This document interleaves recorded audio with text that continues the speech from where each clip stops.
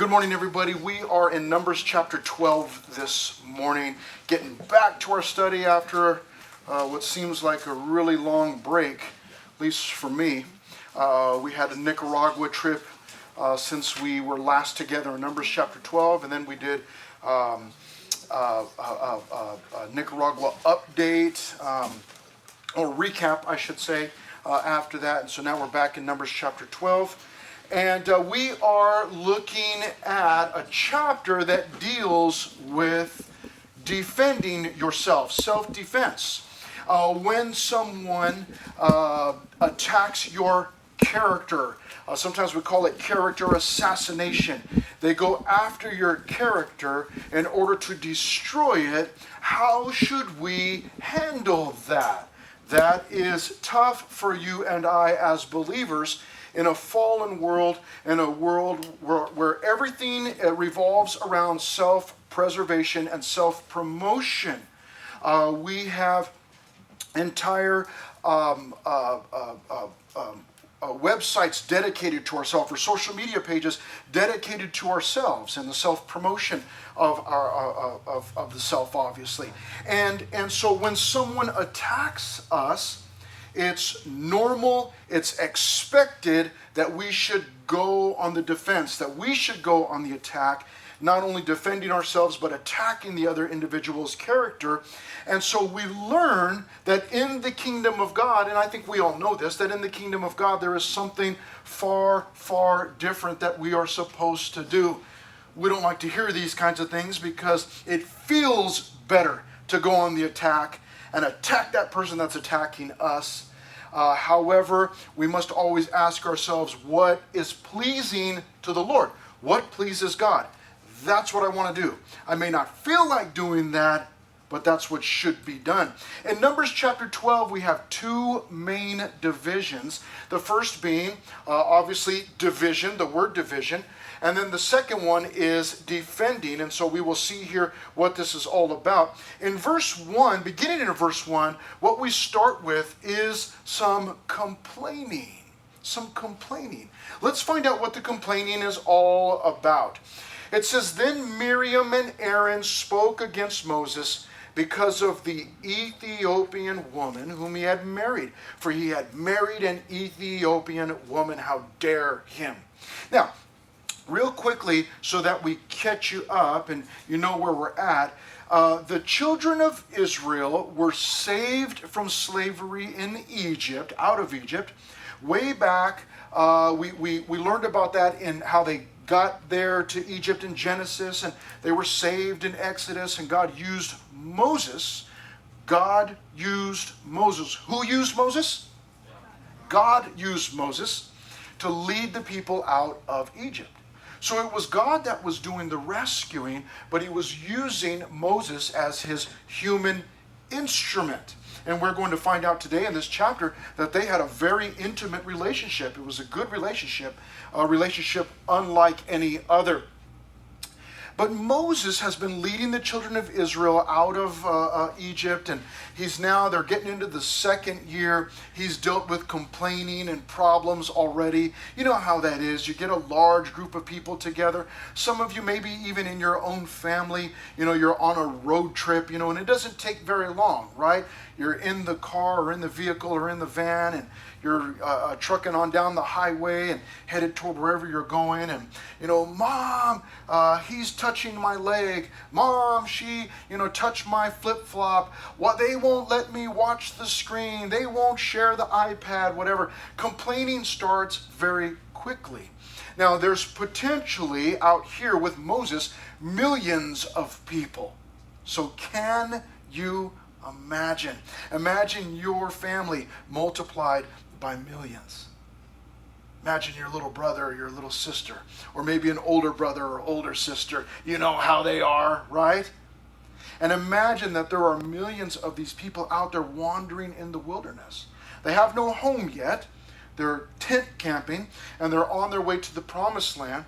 But obviously we know that problems will arise, complaining will arise, and sometimes it's between the campers themselves. But this time, the shots are aimed at Moses the leader. And it is surprising who does it. It is actually his own family. Look at this. Then Miriam and Aaron spoke against Moses. Now, you need to understand this, that in the original language, it actually says that she spoke against Moses. The chapter starts that way. Later, toward the end of the chapter, we will see God's judgment on Miriam. That Miriam is struck with leprosy for 7 days. And some of us might go, well, wait a minute. Why Miriam and why not Aaron? Aaron was there. Well, because of the original language, it's an indication for us that Miriam was actually the one leading the charge. This is not real surprising. She's not been in a lot of trouble. But you may remember back to the crossing of the Red Sea and when the Egyptian army was defeated.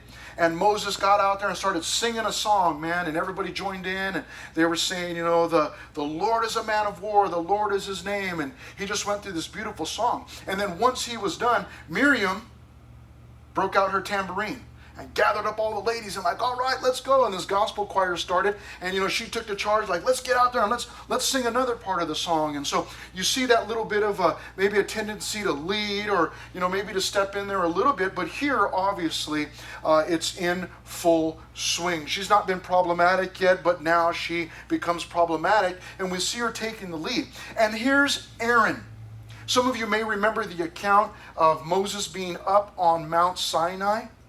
And what did the people do down below? Does anybody remember what they did while he was up there on the mountain? Anybody? Anybody? Yes? They made an idol. And who made it for them? It was Aaron. Aaron. This guy's supposed to be a leader. He's supposed to be this priest. Like what's the deal, man? You're supposed to be this godly leader. And they said, listen, Moses is gone. He's been up there too long. And we don't know if he's coming back. And we need you to make us an idol that we can worship and that will lead us back to Egypt. And Aaron just went along with it. Okay, give me your earrings and your jewelry and let's make an idol. And he made a golden calf for them to worship. And here's Aaron again. Supposed to be a priest. And here's Aaron following Miriam's lead. It's like, Aaron, come on. Grow a spine, man. And take charge and correct somebody. Stop these things. But here in verse 1, Miriam and Aaron together, and it's Miriam taking the lead, but Aaron certainly there, spoke against Moses. Now, they spoke against him because of the Ethiopian woman he had married. So their point of contention, their complaining, begins with Moses' choice of a wife. Now, there are lots of different thoughts and ideas, and I want to mention a few of these before we get off of this topic of Moses' wife. A lot of people say that Moses' Ethiopian wife, his new wife, was because that Zipporah left him and he was divorced and now he's getting remarried. Here are a few of the possibilities. Some think perhaps Zipporah by this time had died. And this was a second wife that Moses took after she died, after her death. Remember that Moses he lived a remarkably long life. He's more than 81 at this time. So it's possible that he outlived Zipporah and now he's being remarried. Others think that Moses took a second wife in addition to Zipporah. Possible, I suppose. There's another possibility. Some people suggest that Jethro, does anybody remember who Jethro is? His father, that's close. Father-in-law, his father-in-law. Some people think that Jethro, his father-in-law, was actually from Ethiopia. And that he had moved to Midian and brought his daughter Zipporah with him. And that Moses had married Zipporah. And she was actually an Ethiopian and not from Midian. So that's another possibility. It's also possible, someone said, that Ethiopian was being used as a derogatory term because Zipporah or this woman had a dark skin. So it may be that they're complaining about her complexion or what she looks like. So those are some possibilities. We're not told here exactly who this woman is, only that he had married this Ethiopian. But that's where the complaining starts. Now we find out that that is not the only problem, or maybe not the main problem, or maybe that's not really the problem at all, or maybe it's just one of many that they have against Moses. But the complaining turns to questioning. And so they said, here's what they say: has the Lord indeed spoken only through Moses? So now they are questioning. First they questioned Moses' choice of a wife. However, now they are questioning God's choosing of Moses. You see that? At first they're questioning Moses' choice of a wife.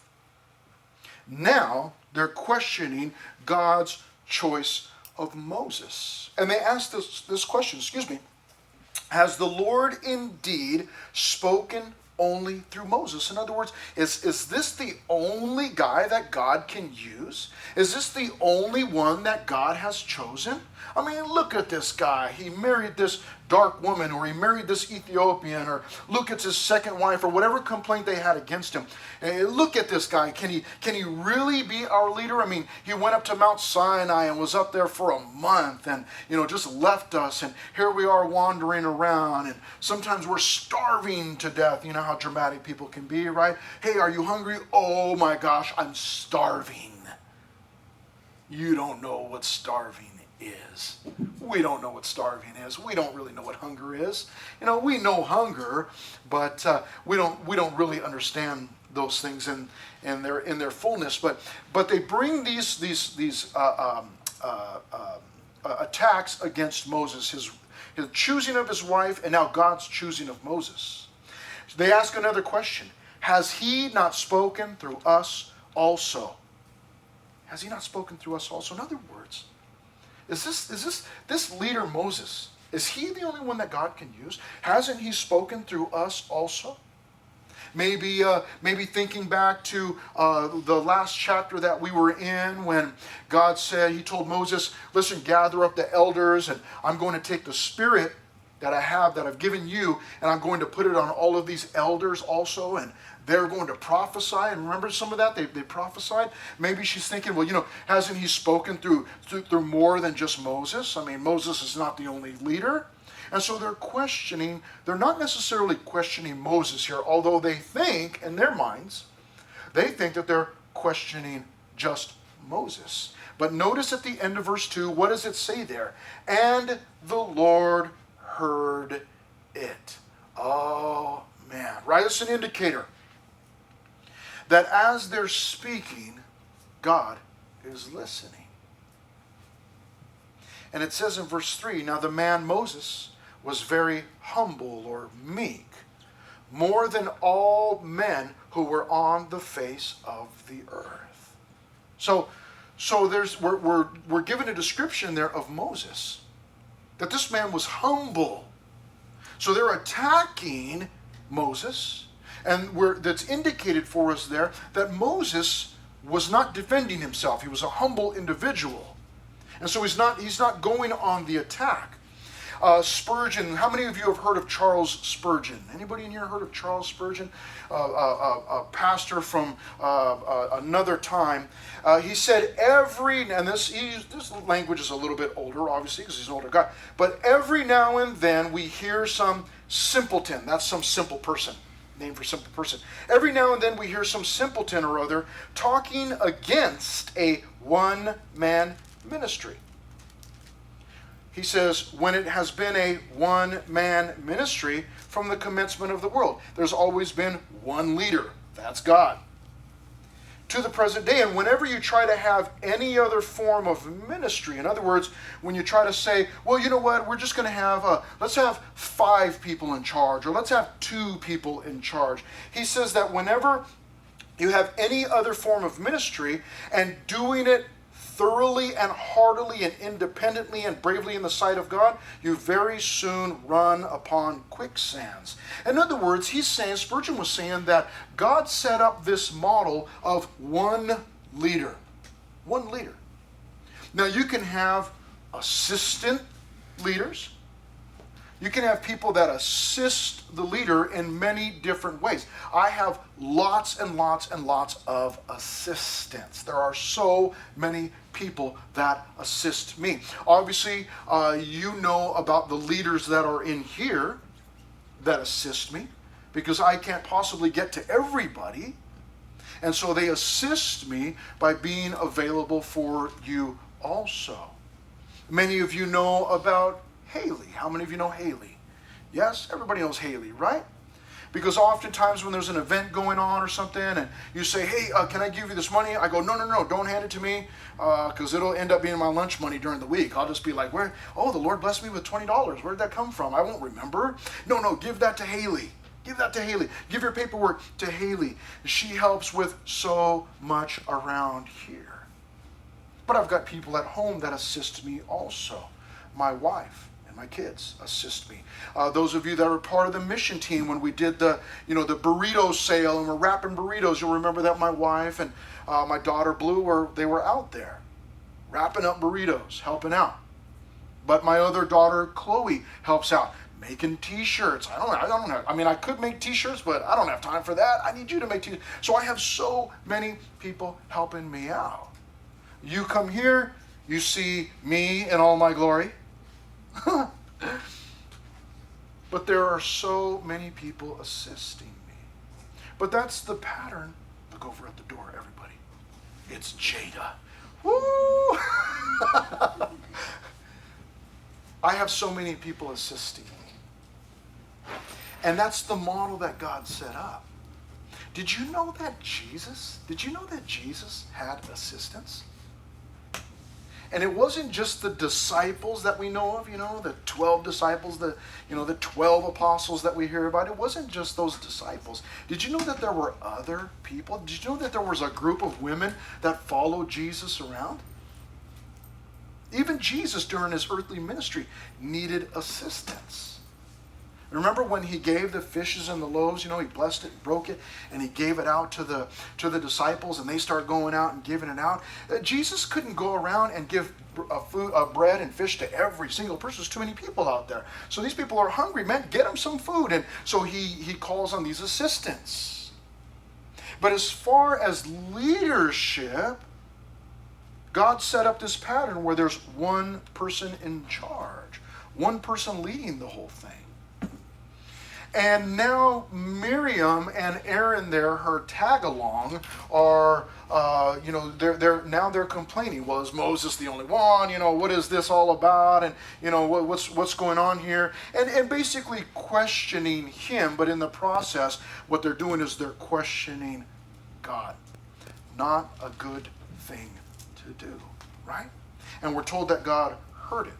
Now, at that point, what happens, and we move into our second and final main division. This begins at verse 4 and will take us all the way down to the end of the chapter, verse 16. But we're told here that there's this defending, and I love what happens in verse 4 is that we see God speaking for Moses. Remember, we were just told that Moses was the most humble person on the face of the earth at that time. Now we're told that God is speaking for Moses. Look at verse 4. Suddenly the Lord said to Moses, suddenly. Sometimes, and it seems to be rare, at least in my case, in my life, sometimes God works suddenly. I have oftentimes found myself complaining, wrongly so, obviously. Man, God, come on, like I'm praying for this thing. Hurry up, I need it now. Thinking that God's taking too long, he's going to miss his opportunity. What a foolish thing, what a silly thing. To think that God's going to miss his opportunity. God's timing is perfect, right? We know that. But it gets hard to wait. And there are those times when God does something immediately or suddenly. And here is one of those cases. Suddenly the Lord said to Moses, Aaron, and Miriam. Now this is, for me, this is so scary. I want you to think about this. Maybe you're in the room here, or you're at camp, or you're on a mission trip with us, or you're at a beach trip or something. And then you see from across the room or from across the way, you see Pastor Chris go, hey, can you come here real quick? Fear in the heart. Oh, what does he want? What is he going to ask? Right? Can you come here for a second? It's like, oh my gosh, what did I do? And some of you, many of you, and I've seen it over the years, come like, yeah? Hey, that's a cool shirt you got on. Where'd you get that? So, sweat beads like, the leader's calling me. Oh no, I'm gonna die. Telling your friend here, can you hold my phone and all that? Can you give these to my mom? After that, But we that tends to do something in our heart, like, oh my gosh. And here, the Lord says to Moses, Aaron, and Miriam. Now, I'm not sure if Moses knew exactly what was going on with Miriam and Aaron yet. We're not really given that information. Like were they standing there in front of Moses and pointing over him? Look at this guy, him and his Ethiopian wife, and he thinks he's some kind of leader. Or were they doing it behind his back and he was off somewhere? We're not really sure. But here we're told that all of a sudden the Lord says to Moses and Aaron and Miriam, and he says this, he says, come out, you three, to the tabernacle of meeting. So the three came out. Now, look at this. He says, come out. And where does he call them to? The tabernacle of meeting. Now, those of you that have been with us for a little while, you may remember, search hard, okay? Where is the tabernacle of meeting located? Does anybody remember? At the middle of the camp. Tegan, thank you so much for being here this morning, buddy. I appreciate you. Yes, at the center of the camp. So he calls Moses and Aaron and Miriam out to the center of the camp. Center of the camp means all eyes on Moses, Miriam, and Aaron. Come out, you three. Come out, you three, to the tabernacle of meeting. So the three came out. Then the Lord came down in the pillar of cloud. You understand? Then the Lord descended in the pillar of cloud. Okay? I mean, I can only imagine what must have been going on in the heart and minds of Miriam and Aaron. They've just been questioning, Moses, and look at this guy's wife, and what does he think he is? And the Lord says, hey, Moses, Aaron, Miriam, get out here. Come to the center of camp. Like, ooh. I just feel like I would have immediately, like, Lord, please forgive me, please forgive me, please forgive me. I'm so sorry, I won't do it again. Calls him out. And then he begins to descend in the pillar of cloud. And he stood in the door of the tabernacle, family. Do you hear what's going on? Like, here's God. Whatever it was that was taking place, it was a big enough deal that God descends in this pillar of cloud. He's veiling himself in this pillar of cloud because he can't just come down in all of his glory. Everybody would just immediately die. He would destroy everybody with his glory. So he comes down in this pillar of cloud and stands in the door of the tabernacle. The pillar of cloud is there. And he called Aaron and Miriam. And they both went forward. Freak out.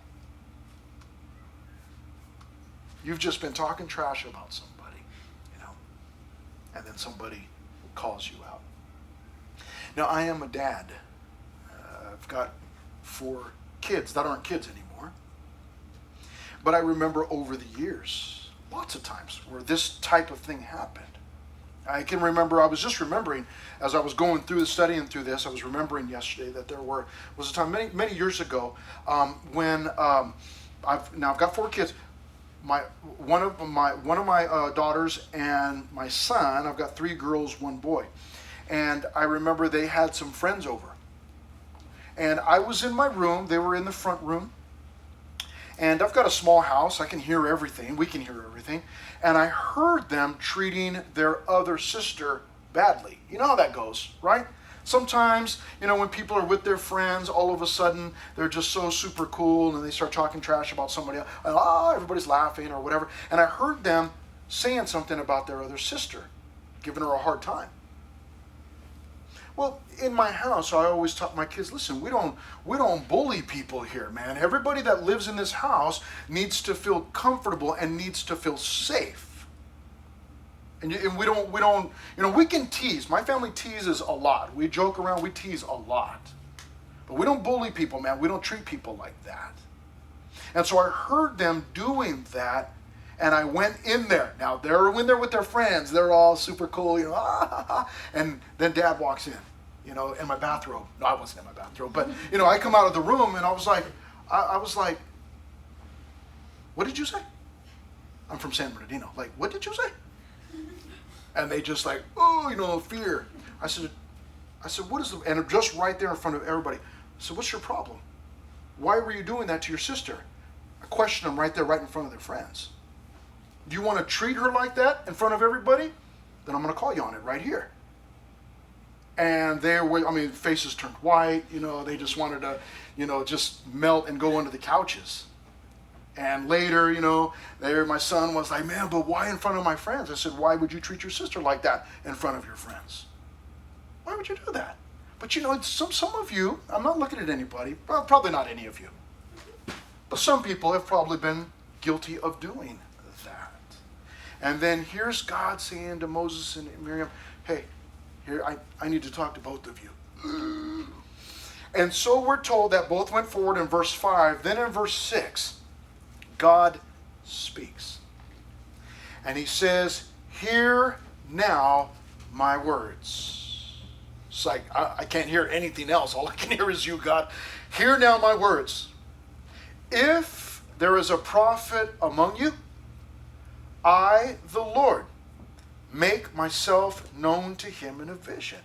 In other words, God is saying it's possible that I will speak to other people, that I will reveal myself. I'll make myself known to other people. That is a possibility. There are other people that hear from the Lord. It's not just the pastor's the only one that knows, how to explain the Bible. That's what and I'm not trying to go on the attack here, but that's what the Catholic Church has done for ages and ages and ages. I know, because I thought I was a Catholic many years ago growing up. But we were taught that, only the priest knows how to interpret the Bible. You don't know how to interpret the Bible, so don't read it. God says here, there may be other people that hear from me.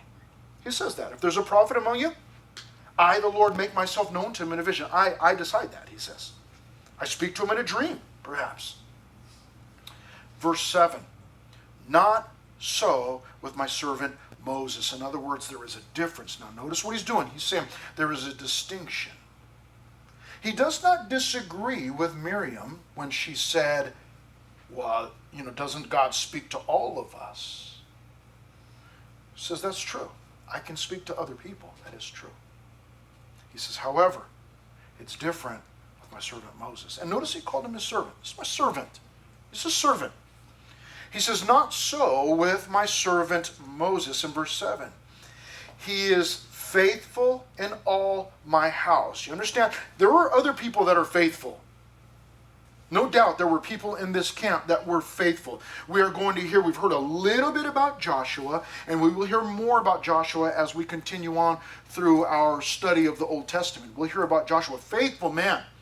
As for me and my house, we will what? What did he say? Yes, that's correct. Faithful. But here he's making a distinction. Not so with my servant Moses. He is faithful in all my house. And look at this in verse 8. Okay? There's always, there's question about this, and we've wondered about this over our study of Genesis and Exodus and Leviticus, now Numbers. I speak with him face to face, even plainly, and not in dark sayings, and he sees the form of the Lord. Now, we do need to understand that the word form is used to tell us that it was a visual representation, like a picture or an image of something heavenly. It wasn't that Moses saw God face to face. He didn't see God in all of his glory face to face, we're told here, but he did speak. And so he says there, he makes a distinction. I speak with them face to face, even plainly, and not in dark sayings. And he sees the form of the Lord. Like I can see a silhouette, or I can see this representation of God. So Moses had a relationship with God unlike any other. Unlike any other. Yes, God spoke to other people. Yes, God was prophesying through those elders in the previous chapter. Yes, that happened. God even used Jethro that we talked about earlier in the story to speak to Moses. God would go on to speak through a donkey, trying to get a hold of Balaam, trying to get Balaam's attention. God may speak to anyone and through anyone that he so chooses. But with Moses, he makes a distinction and he says, I speak to him plainly, not in dark sayings. God is saying we're like friends when we talk. I talk to him face to face, not in dark sayings, just plainly. I just talk to him. Moses talks to me. We have that kind of relationship. So God makes this distinction, and he's pointing out to Miriam and Aaron, because Miriam was saying, listen, is he really that special? And God says, yes, he is. And it wasn't just because Moses was Moses and he was the most faithful man, or he was the most humble man in the world. It wasn't that God had this special relationship with him because of that. He had a special relationship with Moses because he chose to have a special relationship with Moses. Do you remember, do not forget, that Moses had murdered a man. Do you remember that? He murdered a man. Buried him in Egyptian. He buried this Egyptian in the sand. And then he was a fugitive on the run.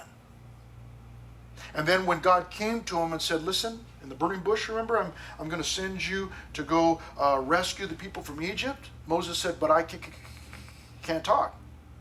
You got to send someone else. He didn't want to go. He was pumping the brakes like, no. And he was trying to back out of what God was calling him to do. Moses was no perfect man. He was not like some guy that was up on a pedestal that, had earned his spot with God.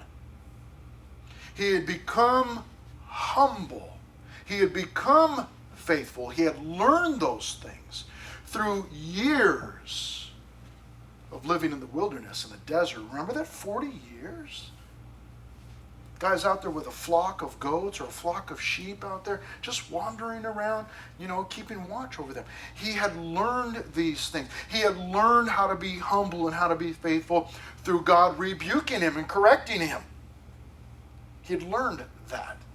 It wasn't that Moses had earned it, but that he had learned it. And God was his teacher, and God was the one that was discipling him and changing this man to make him what he was. And it was God that chose to have this kind of relationship with Moses. I speak with him face to face, he says in verse 8, and even plainly, and not in dark sayings. There's no mystery. I just tell him plainly. And he sees the form of the Lord. And then he asks this question. He's like, Miriam, you want to ask questions? I've got some questions for you. Why then were you not afraid to speak against Moses or against my servant Moses? You see, God has taken this personal. He's saying, this is my servant. It's my servant.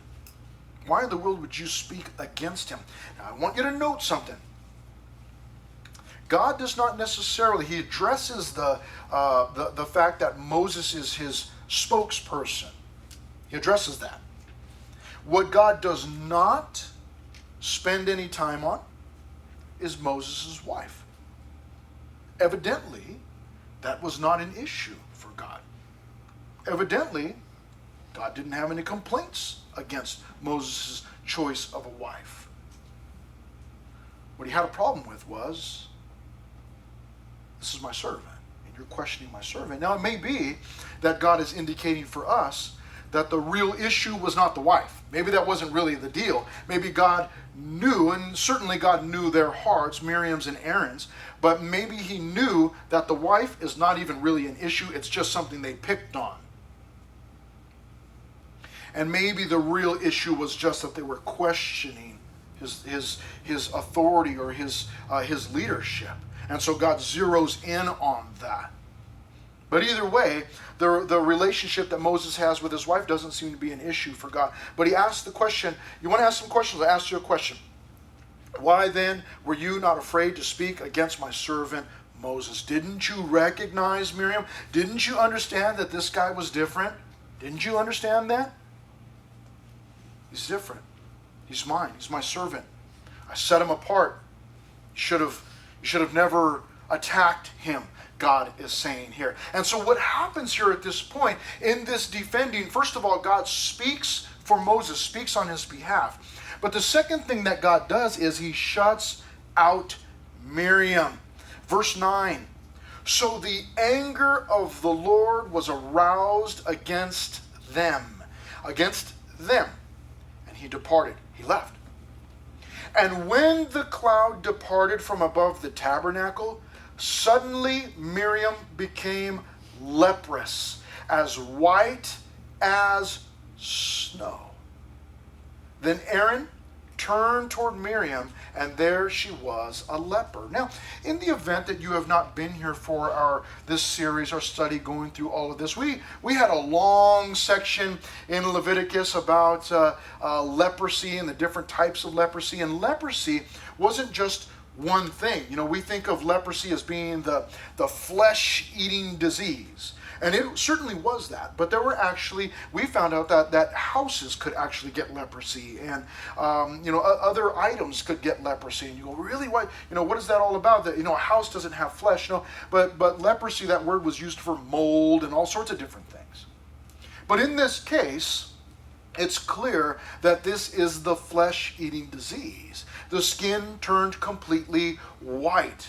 In other words, the skin was beginning to rot. So as God is departing, he strikes Miriam with leprosy. He immediately, again, he had suddenly called them. This short conversation, he's like, you want to speak one-on-one with me? Okay, then let's speak. And he speaks to Miriam and Aaron, and then he strikes Miriam with leprosy, this flesh-eating disease. Now again, we might ask ourselves, well, why just Miriam? Why not Aaron? Well, evidently because Miriam was the one leading the coup. She's the one that's, leading this attack. And, sometimes you'll have that one leader, and then other people are kind of, strung along because, maybe out of fear or whatever, but, they're not really 100% in it, whatever. God knew what he was doing. And he strikes Miriam with leprosy. And Aaron turns in verse 10 toward Miriam, and then he sees that she's a leper, not a leopard. Didn't have spots, but a leprosy. So Aaron said to Moses, notice how the tone changes, verse 11. So Aaron said to Moses, "Oh my Lord, oh my Lord, please do not lay this sin on us." You see, I think that there was some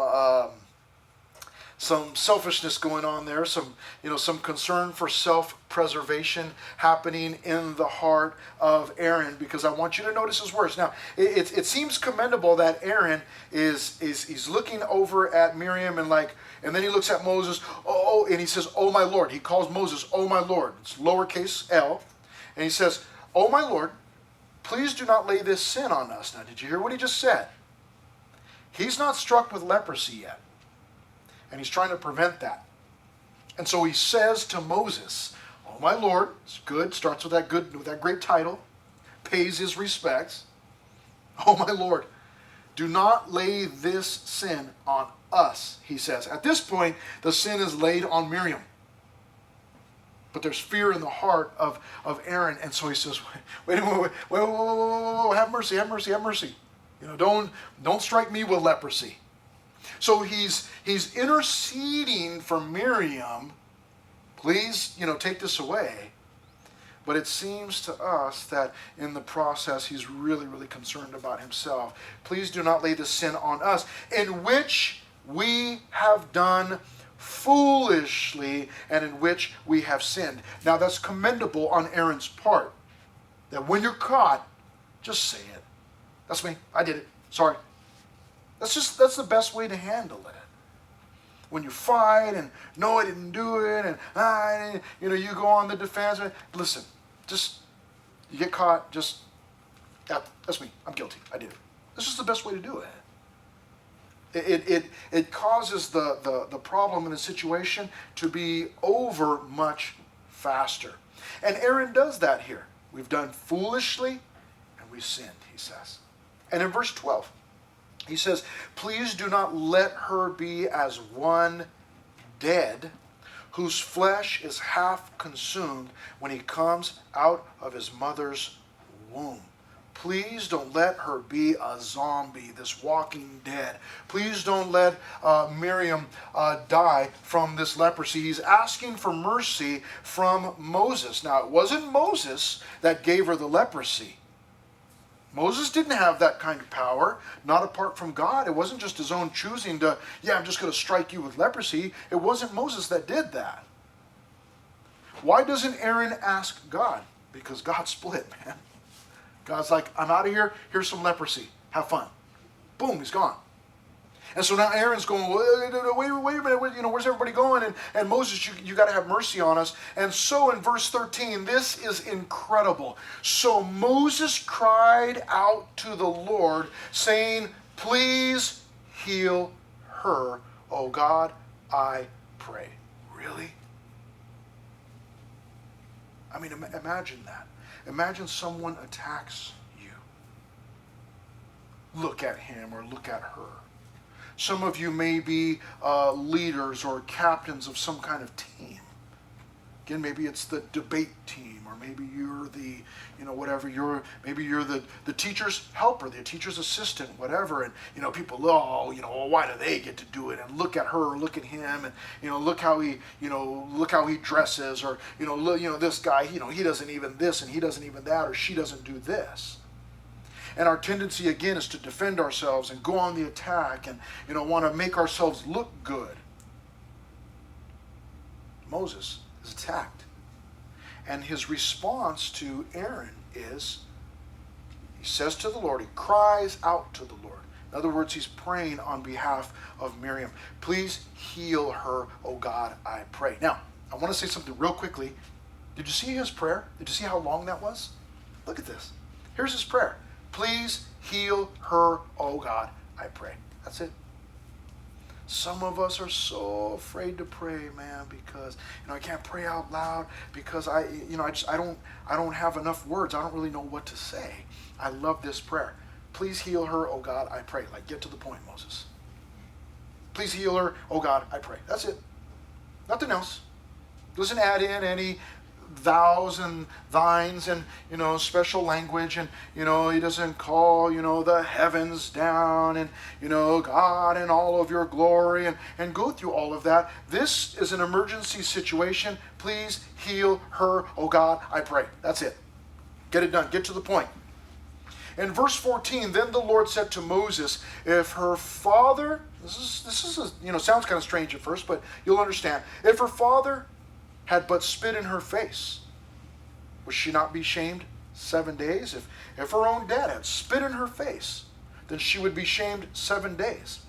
Let her be, there it is, shut out of the camp 7 days, and afterward she may be received again. So now she is ostracized. She's excluded from the camp. I mean, it seems to us, we do not know exactly how long this whole episode was, but it would seem to us that from the time that they were complaining, it says that God suddenly called them. There's this really short conversation, and then God splits and strikes her with leprosy, and then Aaron, it turns to Moses, please have mercy, please don't judge us this way. And then God immediately says, look, for 7 days, kick her out, she's got leprosy. I mean, it seems to have happened very quickly. And so Miriam goes, in a moment it seems, from a place of prominence, this prominent position,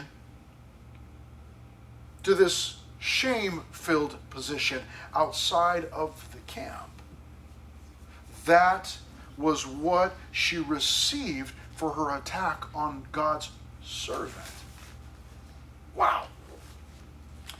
And in verse 15, so Miriam was shut out of the camp 7 days, and the people did not journey till Miriam was brought in again. And afterward the people moved from Hazeroth and camped in the wilderness of Paran. So they had to wait. They had to wait because of Miriam's sin. They had to wait. Wait till she's done. Wait till she's done with this leprosy, and then we can take off once again. What a wonderful picture this is. Moses oftentimes becomes this picture of Jesus for us. Not everything about Moses, obviously, because he had lots of, there were character flaws that he had, and so he's not the perfect picture of Jesus, but he does at times become this picture of Jesus for us, and this is one of those times. Remember, we were told in the New Testament that when Jesus was being beat, when he was being questioned, he answered very, very little. There was only, 1 or 2 times where he said something during his mock trial and all of that.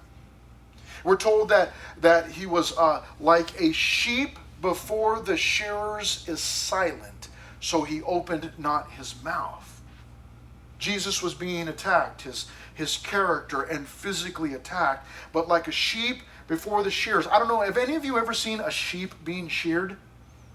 It is the funniest thing ever. I mean, there are different ways to do it, but most of the time you try to get that sheep on its hind parts. In other words, you try to sit it on its butt.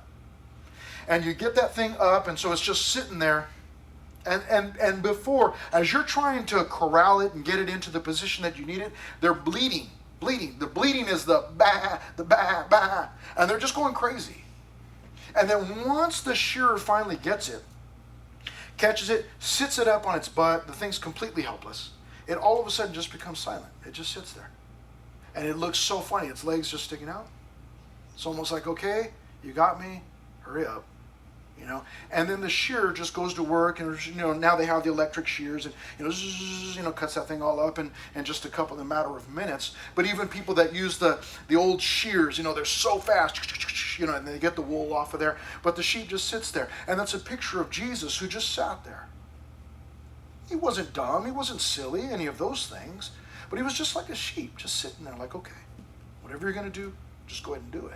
Those that captured him and attacked him and treated him brutally. And what a picture this is, because did you notice that did you notice this?